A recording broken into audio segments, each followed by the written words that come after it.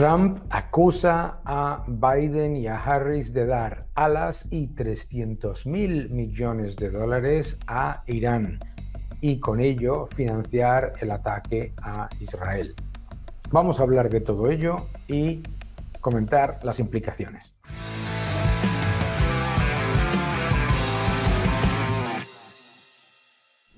Hola a todos y bienvenidos a mi canal. Muchísimas gracias por suscribiros. Gracias por dejar vuestros comentarios y muchísimas gracias por darle un me gusta a este vídeo. En los últimos días hemos visto un ataque sin precedentes contra Israel.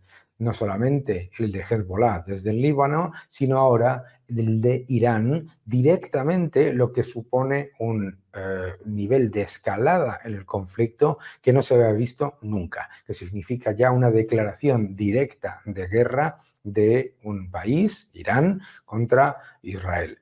No solamente esto es importante, sino que este ataque ha entrado en campaña en Estados Unidos.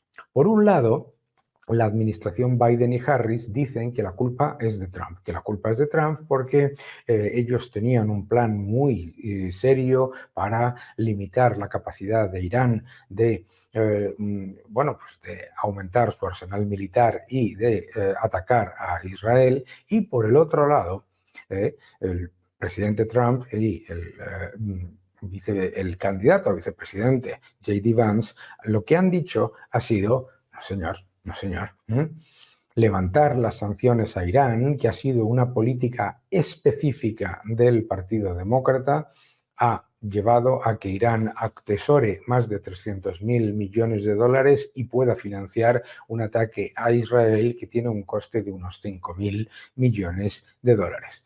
Vamos a ver algunos comentarios y los analizamos. En la cuenta de Emmanuel Rincón, que hay que seguir siempre, los muestra el mensaje de Trump. Vamos a ver qué es lo que explica. But Iran had no money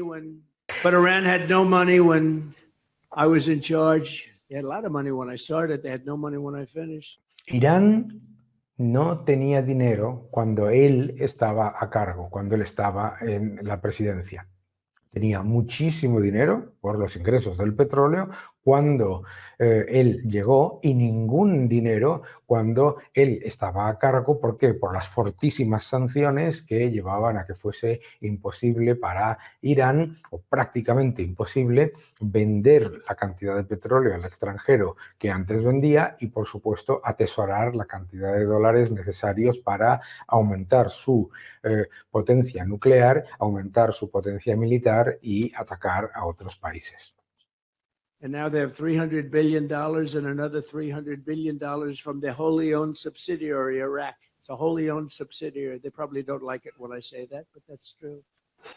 Y ahora tienen 300.000 millones de dólares de ingresos adicionales, fundamentalmente por el petróleo, y además otros 300.000 de su subsidiaria en Irak, y lo dice de manera irónica. Iraq doesn't like it, but they have $300 billion also from oil. Remember, I used to say, don't go into Iraq. Don't do it.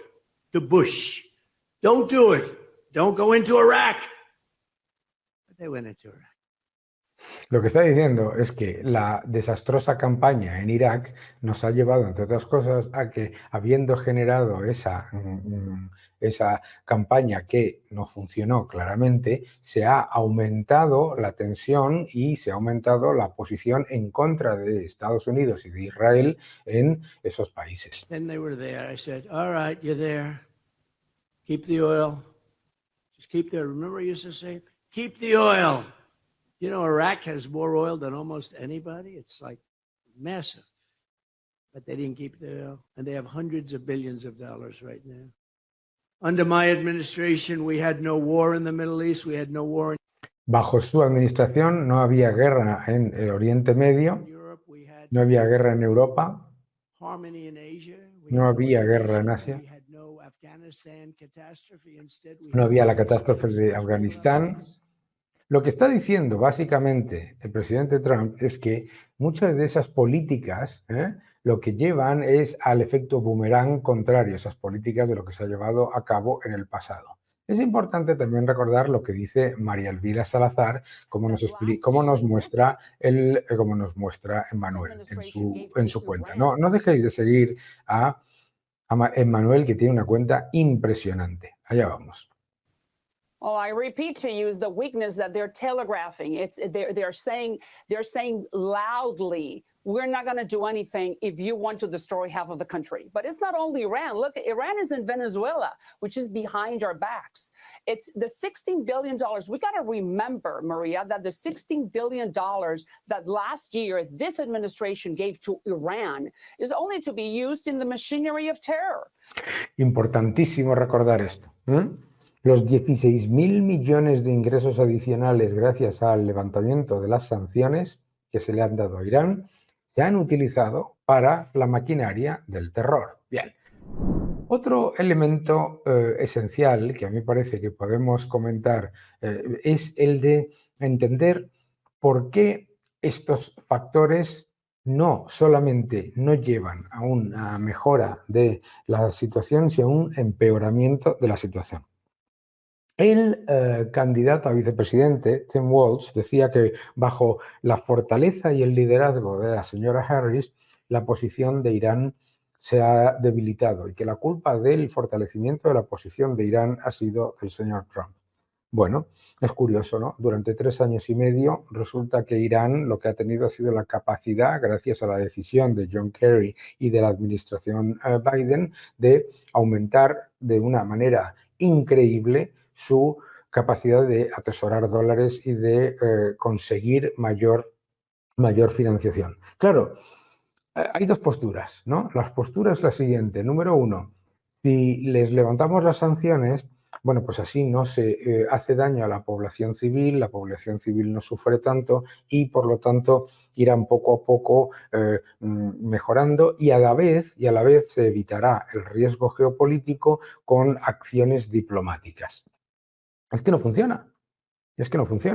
Y lo que decía el señor Walz en el debate con J.D. Vance, con el candidato a vicepresidente del Partido Republicano, no tiene ningún sentido. La idea de que tú vas a hacer más difícil a un gobierno llevar a cabo su proyecto militar que tiene en sus objetivos la destrucción de Israel, dándole muchísimo más dinero y muchísimo más acceso a fondos, no tiene ningún sentido. Es más, ignora el hecho de que incluso con esos 300.000 millones adicionales de ingresos por actividad petrolera y comercial que han llegado después de el levantamiento de esas sanciones, pues resulta que la situación de los ciudadanos iraníes no ha mejorado. Es decir, que se utiliza, como está pasando en Venezuela, ese buenismo, ¿no?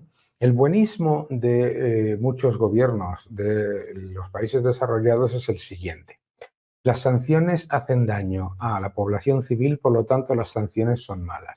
Y hay que levantar las sanciones y llevar a cabo una acción diplomática que evite que se financie el terrorismo y que se financie la represión a los ciudadanos.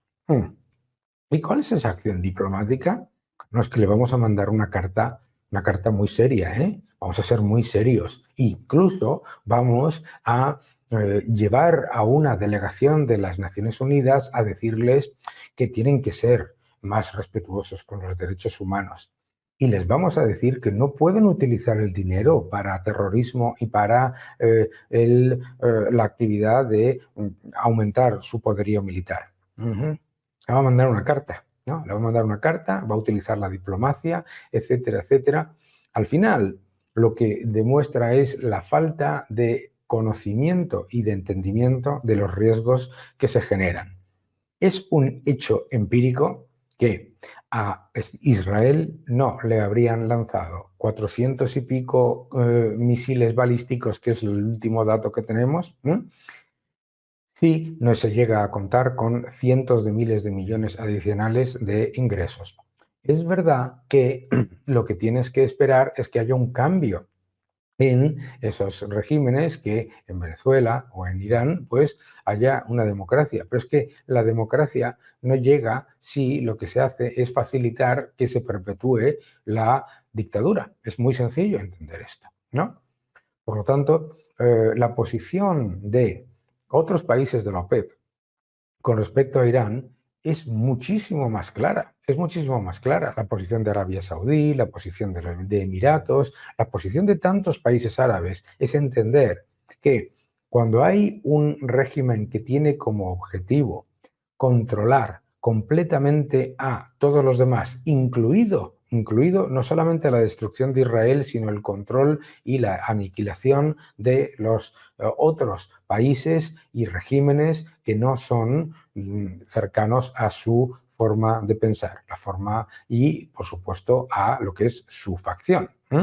Claro, porque el conflicto entre sunitas y chiitas no lo podemos ignorar. No podemos ignorar que el mundo árabe percibe mejor la amenaza de Irán de lo que lo percibe una administración demócrata que ha sido profundamente miope en su posición con respecto a Irán y de lo que lo perciben los países de la Unión Europea que viven en esa especie de la land pensando que la equidistancia entre un régimen que financia terrorismo y que financia la represión de sus propios ciudadanos y de los ciudadanos árabes de otros países y de otras regiones. La equidistancia entre ellos y los ciudadanos reprimidos es diplomacia. Pues no lo es, claramente no.